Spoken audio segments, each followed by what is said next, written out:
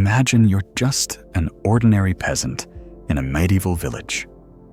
You're working in the fields, and one day you cut your hand with a sickle. A small thing, hardly worth noticing. You wipe the blood on your pants and keep working. A day passes, then another. The wound starts to fester, and a smell rises from it. But who has time to fuss over a scratch when there's a family to feed? You endure it. A week goes by, and the pain becomes unbearable. Your hand turns red, swells up, and a fever climbs toward your head. You don't know the word infection, but you know something has gone terribly wrong. And now, here you are, sitting on a rough wooden table. In front of you is a barber surgeon with a weary face. In his hands, an iron saw, rusty and stained with someone else's blood.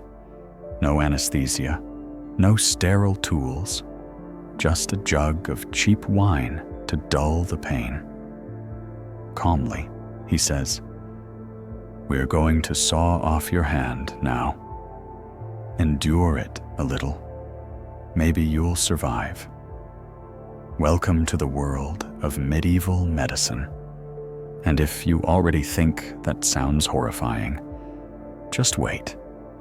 Because a little later, I'll tell you the story of a duke from a real kingdom who was tormented by the small size of his manhood and decided to transplant a giant one from someone else. Guess how that ended? We'll find out soon. If you enjoy diving into the darkest and most mysterious stories of the Middle Ages, don't forget to support the channel. Subscribe and hit the like button.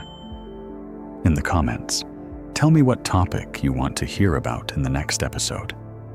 Maybe you want me to cover executions and torture in the Middle Ages, or the orgies of kings and nobility, or perhaps what substances monarchs and the aristocracy were taking. Your comment could become the topic of the next video. So share your wildest ideas right now. Now, let's step into a medieval town.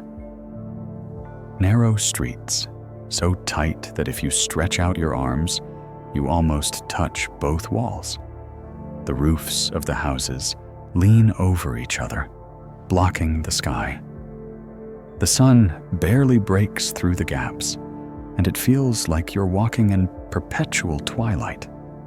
The air is thick. It carries everything. The smell of smoke from fires, spilled beer, rotting fish from the market, raw meat, and of course, the stench of waste poured straight onto the streets from windows. People are covered in grime, their clothes gray, soaked with sweat and smoke. Almost no one bathes. It was believed that water could harm the body and that diseases lived in porous skin. Bathing was seen as a risk. Along the road, the sick shuffle by.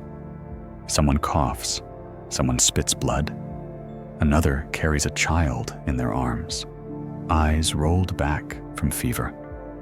Death here is so ordinary that no one even turns their head. Ahead stands the house of the physician. If you're a peasant and decide to seek help, this is where you come. 3 rags, stained with blood, hang on the door. Not a symbol of horror, but an advertisement. A sign that here they can bleed you, apply leeches, and perform amputations. You step inside. Immediately, the smell hits you. A mixture of wine, rancid herbs, human sweat, and something else, metallic, coppery. It's the smell of blood. The room is dim, lit only by a few candles, their flickering light glinting off iron instruments. Rusty knives, saws, still wet from the last amputation. On a shelf, clay jars wriggle with leeches. Nearby hangs animal hide with herbs drying on it. The physician sits at a table. He doesn't look like a modern doctor in a white coat. In front of you is a man in a soiled robe, dark circles under his eyes, hands filthy. He smells of sweat and smoke. He doesn't even stand when you enter, just lifts his head and checks if you have money. In the Middle Ages, medicine wasn't about compassion. It was about profit. But if you have no money, you could turn to another type of healer, the barber surgeon. The barber surgeon is almost a mythical figure. His shop is always noisy. Imagine it. Morning, he shaves beards. By midday, someone comes in with a dislocated shoulder. He pops the joint back in, then pulls a tooth from another client. By evening, screams, the smell of iron and blood. A soldier with a gangrenous leg is placed on the table, and the barber picks up a saw. A story could be told about his shop alone. In one corner, a man sits shirtless, dozens of leeches crawling over him, bloated and drunk, moving slowly. He sits calmly, even as his blood drains away by the second. In another corner, a child screams so loudly their voice cracks. A tooth is being pulled. On the floor lie 2 knocked-out baby teeth and a blood-stained cloth. And right in the middle of the room, a long table. A soldier lies there, his leg black with rot. He moans while the barber surgeon, expressionless, presses the saw against the bone. Metal grinds against flesh and cartilage, making a sound that will haunt you. People around are silent. This is just another day. And here you understand, there is no concept of sterility. That very saw used on the soldier's leg, in half an hour, might be used again, maybe on your arm. To us, it's unthinkable, almost torture. But for medieval people, it was normal. And terrifyingly, many went to the physician voluntarily, because the alternative was worse: death from infection, as the body rotted from within. Imagine standing there, amidst the smoke and blood. You hear the shriek of the saw, the cries of the sick. You see the physician, not even washing his hands, leaning over the next patient with a knife in hand. Now ask yourself, would you trust this person with your body? We've already peeked into the barber surgeon's shop and smelled the rot and iron. But now let's take a closer look at how people were actually treated in the Middle Ages. I'll be honest right away. The word treated here is really just for show. Most of the time, it looked more like torture blessed by the physician. All medieval medicine was built on a strange philosophy with very little connection to real anatomy. It was believed that the human body was made up of 4 humors: blood, phlegm, yellow bile, and black bile. Disease was always seen as an imbalance, so to cure it, you had to release the excess. This idea justified almost anything, from bloodletting to inducing vomiting or diarrhea. Sounds insane, but this was the foundation of medicine for centuries. Sick? Let's bleed you. Feeling weak? More blood must go. Fever? Of course, too much blood is trapped inside. Picture yourself sitting on a chair, your arm tightly bound. The physician takes a knife and makes a deep incision. Warm, dark blood gushes from you. A bowl sits below to catch it, while the doctor nods knowingly. See? Bad blood leaving the body. You'll feel better soon. Blood drips, then spurts. The bowl fills slowly. Your head spins. Your fingers go cold. With every passing minute, you feel life draining from your body. And all of this for your health. Sometimes 3 or 4 liters were drawn in a single session. Afterwards, the patient would simply collapse. But the physician always had an explanation. The disease was too strong. Not the method's fault. The patient's. The dark humor. The worse the patient looked, the more confident the doctor was in his success. Logic was ironclad. See? The disease is leaving. Endure it. If the physician was feeling inventive, he'd use leeches. Dozens of fat, wriggling creatures lived in clay jars in his shop. They were placed on the stomach, neck, or legs. The leeches latched on, and thin streams of blood slowly flowed from tiny bites. Imagine them crawling on the skin, swelling to several times their size, like tiny, living bags of blood.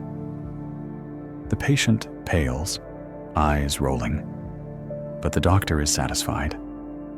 The leeches have drawn out the poison. Ironically, leeches sometimes gave temporary relief. The patient weakened enough that fever would drop, and he'd feel better. In reality, his life force was simply draining into these small black bodies. Now picture a wounded soldier. His leg is black with gangrene. One chance: amputation. The patient is strapped to the table, sometimes given a jug of wine, sometimes just a wooden stick between the teeth. The doctor picks up a saw, not sterile, of course. No one thought about cleanliness. The same saw used a few hours earlier on the neighbor's arm. And then the sound, the screech of iron against flesh, then bone, cracks, grinds, screams that freeze the blood. The saw gets stuck. The doctor jerks it through. The air is thick with the smell of burned flesh and blood. The limb falls to the floor. Blood sprays everywhere. Think that's the end? Number. Here comes the interesting part. The wound is cauterized with red-hot iron. Smoke, the smell of burned meat, and the patient no longer screams. He just wheezes, trying to survive. Chances are slim. Most died from infection within days. But if someone survived, it was considered a miracle. Another favorite method, trepanning. If someone complained of headaches, possession, or seizures, physicians believed an evil spirit lived in their skull. To release it, the skull had to be drilled. Imagine being laid on the table.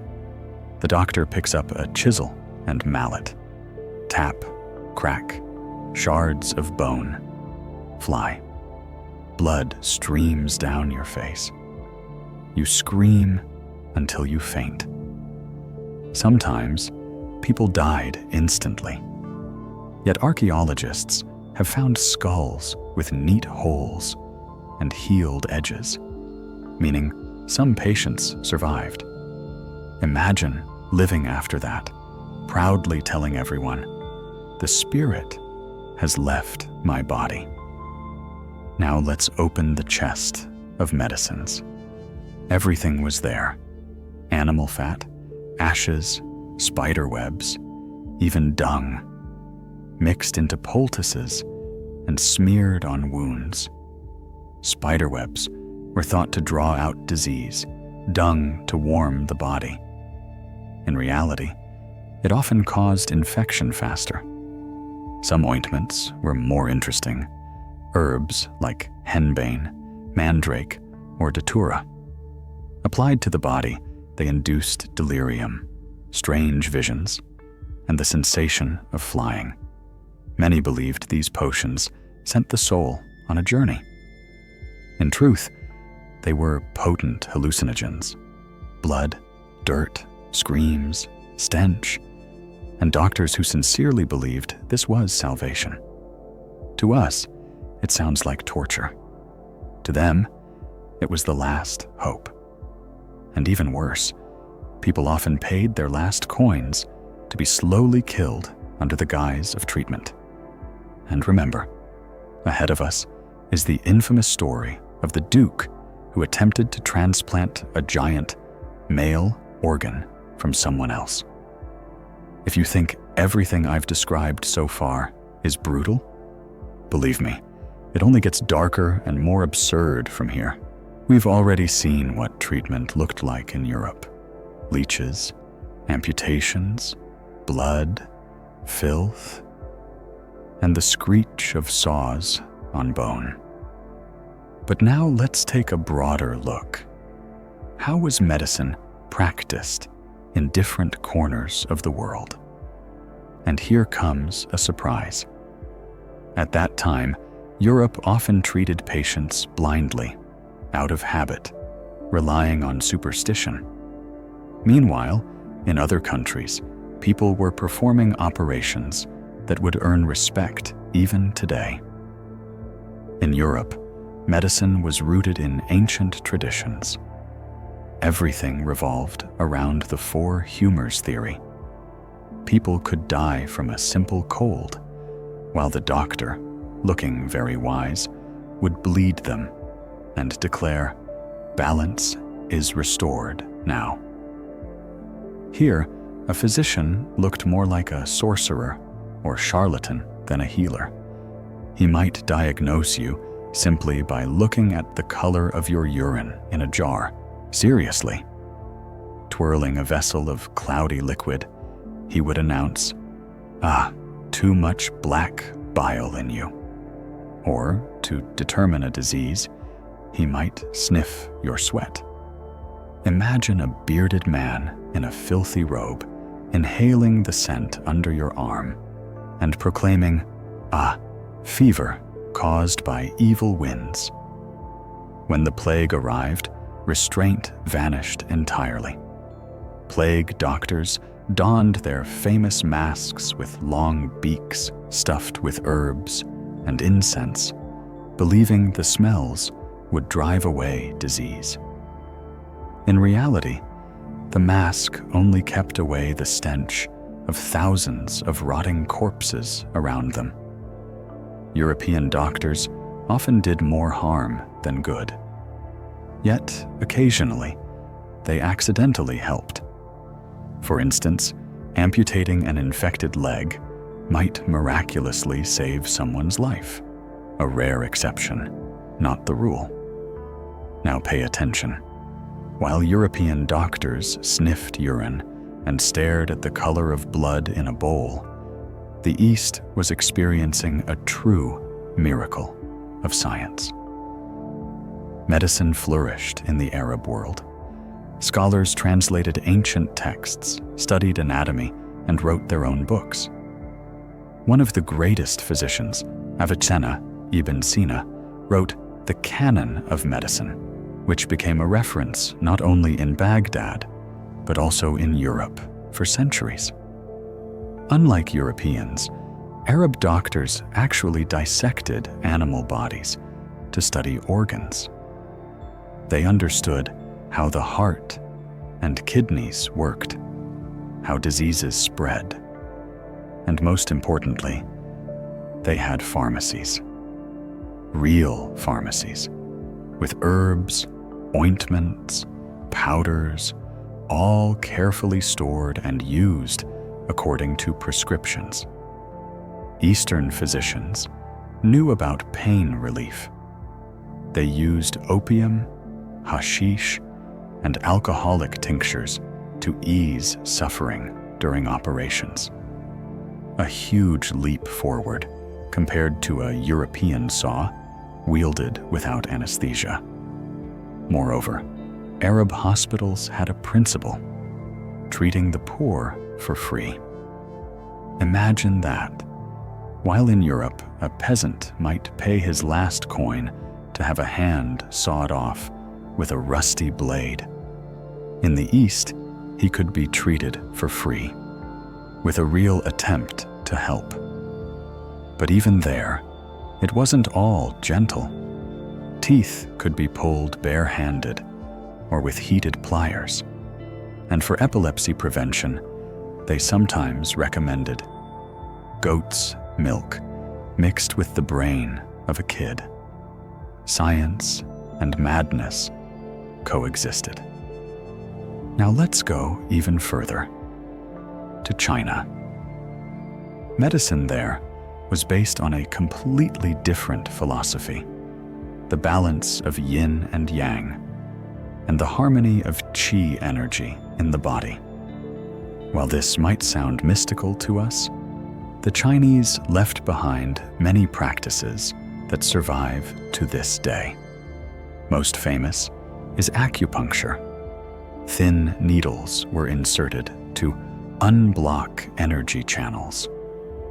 Imagine a patient lying on a table while a focused doctor inserts dozens of needles into arms, legs, and face.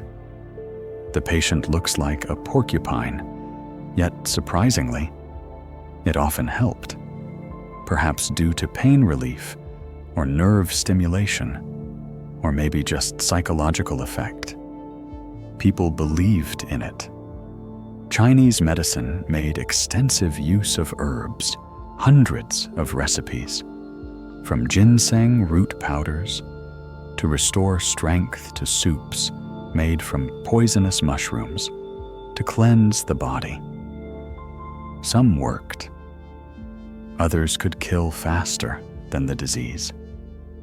And of course, alchemy. Physicians tried to create the elixir of immortality, mixing mercury, sulfur, lead, and gold. People drank it and died agonizing deaths, believing they were approaching eternal life. Chronicles report Chinese emperors going mad from mercury poisoning. Bodies ulcerated, hair fell out, teeth crumbled. Yet they believed they had become pure. Now imagine the contrast. In Europe, a blood-soaked doctor saws off a peasant's leg without anesthesia, then goes to shave beards. In Baghdad, a physician in clean robes consults books, selects herbs, and uses opium to dull the pain. In China, a master with a solemn face inserts needles into a patient's body, declaring harmony restored to their qi. One world drowns in filth. Another takes the first steps toward science. And the third seeks immortality through poisonous elixirs. And the most fascinating part? All this was happening at the same time, the same century, the same planet. Yet the level of medicine seemed from completely different eras. And remember, we're getting closer to that infamous story of the Duke, who, driven by vanity, attempted a completely insane operation to transplant another man's manhood. But before that, we still need to explore a few especially gruesome European medical practices. Up until now, we've been talking in general about treatment methods, physicians, and countries. But the truly horrifying part begins when we get to the specific stories. Real people. Those who underwent operations that today are unimaginable without sterile instruments, anesthesia, and a whole surgical team. Back then, just one person, a knife, a saw, and maybe a mug of wine to dull the patient's senses a little. Let's start with one of the oldest and most terrifying practices, trepanation. That's when a hole was made in the skull. Why? Sometimes to release evil spirits, sometimes to treat migraines, sometimes after a head injury. And here's what's astonishing. People survived. Scientists have found skulls with neatly cut out pieces of bone, and the edges had healed. That means the person lived for many years after the operation. Imagine, you're a peasant, a stone falls on your head, and you lose consciousness. You're brought to the doctor. He grabs an iron chisel and a hammer and starts pounding your skull. Blood streams down your face. You scream, then lose consciousness. After a while, you wake up. There's a hole in your head the size of a coin, but you're alive. Some people lived with such holes for decades, and sometimes they even felt better afterward. Coincidence? Maybe. A miracle? Possibly. Amputations were routine. Wars, infections, accidents, a leg or arm often turned into rotting flesh. The only chance was to cut it off. Yes, people often died from shock or infection, but some survived. Chronicles describe a soldier who lost both legs yet lived to old age, or a peasant whose arm was sawed off, and he continued working the fields with the other arm for decades.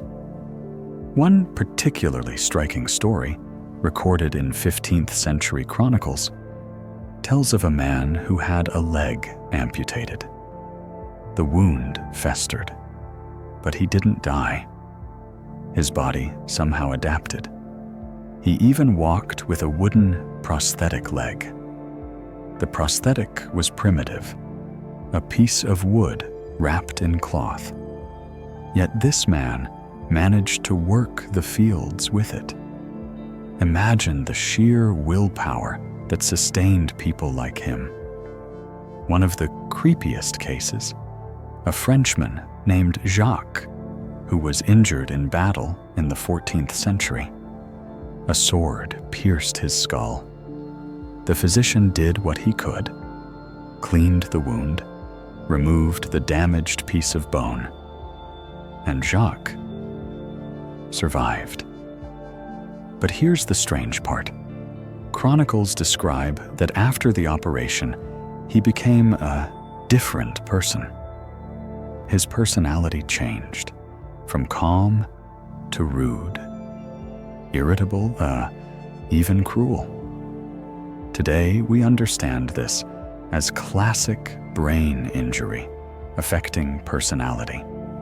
Back then, it was both a miracle and a horror. Imagine seeing your neighbor with a dent in his head. He's alive, talking, but he's no longer the same, like encountering a walking corpse. And now a story that will give you goosebumps. A 16th century chronicle tells of a peasant whose stomach was crushed by a cart. He was literally flattened. His insides spilled out, but he didn't die immediately. Physicians tried to piece him back together. Some organs were removed, the wound sewn with rough thread, and, unbelievably, he lived for several more days. The entire town came to see him. People whispered, "A miracle of God." And the physicians proudly proclaimed, "We saved him from immediate death." In reality, these were agonizing last days. And now we approach the main story I mentioned at the very beginning. A story so absurd you might not believe it. The Duke who, driven by vanity, decided to undergo a transplant of another man's manhood. From the very beginning, I promised you a story that would make your blood run cold. And here it is.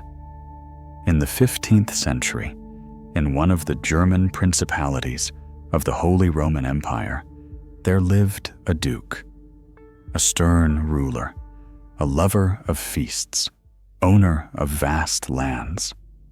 But he had a secret known only to his closest confidants. Nature had granted him modest endowments, and this drove him absolutely mad. Once, a marvel came to the Duke's castle from the east: opium.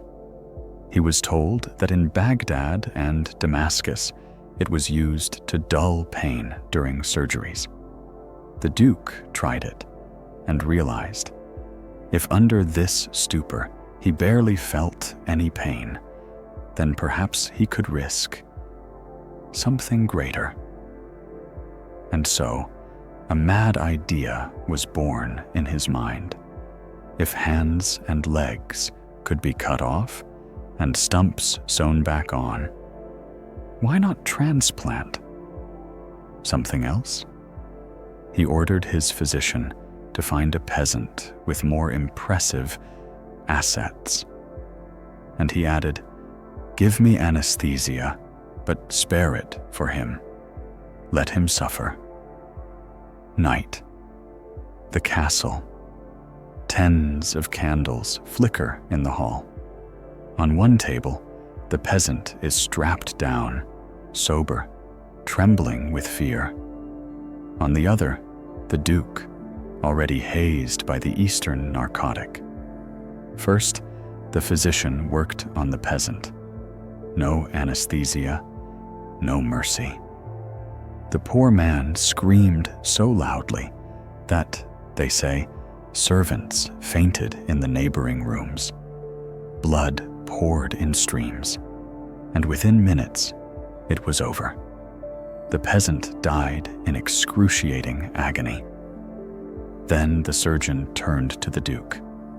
Under the opium, he barely felt the pain, sometimes delirious, even smirking.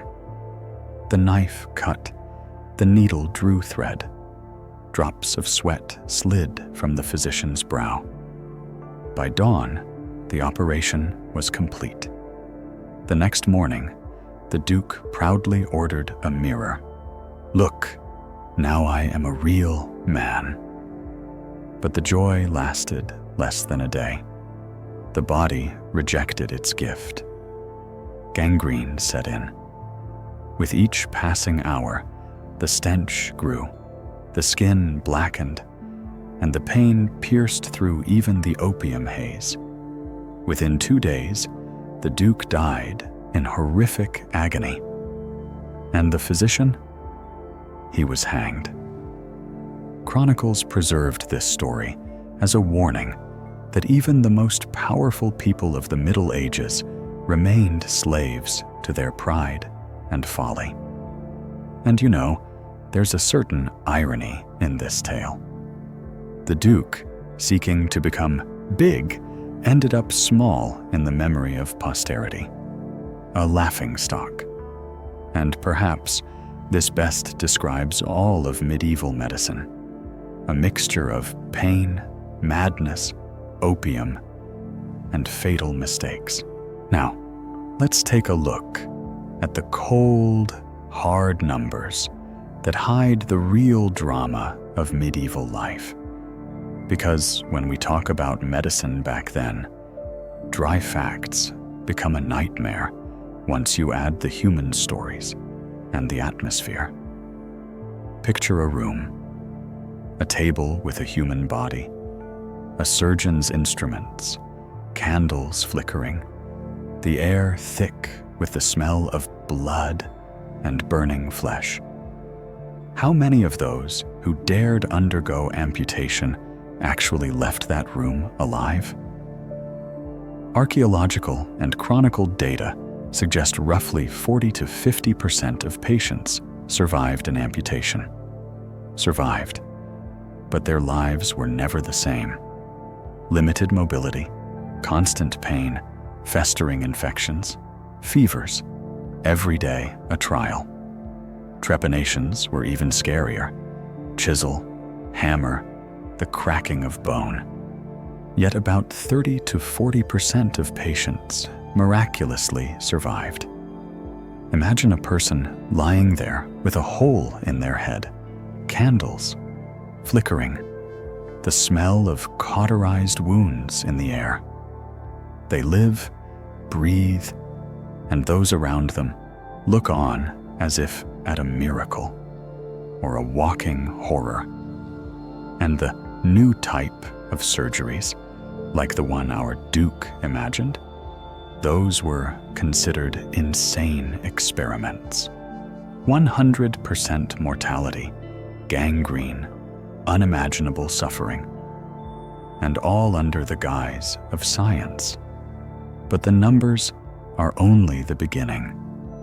Even if a patient survived the operation itself, infection was almost inevitable.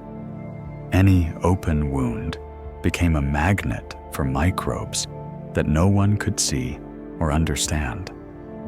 The human body under a rusty saw, dirty surgeon's hands, or leeches became a battlefield against an invisible enemy. Statistics: 60 to 70% of patients died from infection within days or weeks after surgery. Imagine a peasant who has just had a limb sawed off or a skull opened, blood still warm, foam on their lips, eyes full of horror, slowly realizing their body is giving up. This was not treatment. It was a test of human endurance. Medieval life was dangerous from the very first moments. Up to half of all children did not survive past 5 years old. Malnutrition, disease, lack of effective treatment. Children often died before they even learned to walk. Every surviving child was like a little hero, considered a haven of fate. If one survived childhood, reaching 30 to 35 years old was considered normal for a peasant. But survival hardly meant comfort. Illness, injury, infections, festering wounds. Every day was a struggle. Aristocrats with more resources might live to 60 to 70 years, but even they were not immune to sudden disease, infection, or absurd medical experiments. Imagine an old man who survived childhood, wars, famine, disease, and random surgical experiments. His body scarred, hands worn, face lined with wounds. And this is considered old age. Statistics are not just numbers. They are the voices of millions of the dead, the cries of the unfortunate, the pain and despair hidden behind dry chronicle lines. Half of all people died before they could even live a full life. Those who survived surgeries became cripples or endured pain for the rest of their lives. The few heroes who survived against all odds seemed like miracles, almost legends. And this is why stories like the Duke with the modest endowment, or soldiers with holes in their heads, are both horrifying and absurd. Survival was a true miracle, and death an everyday reality. Imagine an evening in a castle, flickering candles, long shadows stretching across walls and columns, the cold stone floor beneath your feet. The air is thick with the scent of wax, blood, and sweat. Outside the windows, the wind howls between towers, and somewhere in the distance, the cries of people who survived yet another day in this world.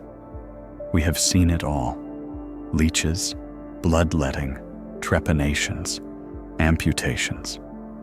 We witnessed people surviving against all odds, or dying from infection, pain, and sheer foolishness. And we lived through the Duke's mad operation, where vanity turned into tragedy, and Eastern opium became the only relief from pain. But only for him, not the unfortunate peasant. Imagine walking down a medieval street, stone houses, the smell of manure, the cries of animals, the clatter of water in wells. Every third passerby, crippled from a failed surgery or battle. Every second child, destined not to reach the age of 5. And then you enter a castle. Blood flows through corridors. The halls echo with patient screams, and doctors stroll among their victims with serene faces, as if this were normal. Amid it all, the survivors. Miracles. Old men with amputated limbs, peasants with holes in their heads. Women who survived childbirth without doctors. Aristocrats whose pride and folly led to deadly experiments. What does all this tell us? Medieval medicine in Europe was a mix of science, superstition, magic, and reckless courage. Every operation was a gamble with death. Every surviving soul, a miracle. Stories like the Duke with the modest endowment remind us that human pride and vanity can lead to the most absurd and horrifying experiments. We see a world where pain, death, and foolishness walked hand in hand, where the miracles of survival seemed almost magical, and every day balanced on the edge of a knife. Medieval medicine was not just horror. It was a world where life and death were side by side, where each moment could be your last, and the miracle of survival, the most precious gift of all. And this is what makes the stories of that era so captivating, terrifying, and utterly incredible. Leave behind all the horrors, the blood, the clanging of saws and knives. Now there is only silence and calm. Imagine the soft evening candlelight gradually fading, the stone walls of the castle becoming warm and safe. You feel as if you are floating in a gentle stillness, where there is no pain, fear, or rush. Let your thoughts drift slowly, like clouds across a quiet sky. Let your body relax, and your breathing become even and peaceful. Everything that was frightening or troubling stays behind in the past. And now, it's just you and the soft embrace of sleep, carrying you far, far away. May your sleep be deep, restful, and warm. May it bring relaxation, peace, and a touch of magic, even after such dark stories. Good night, and until the next story.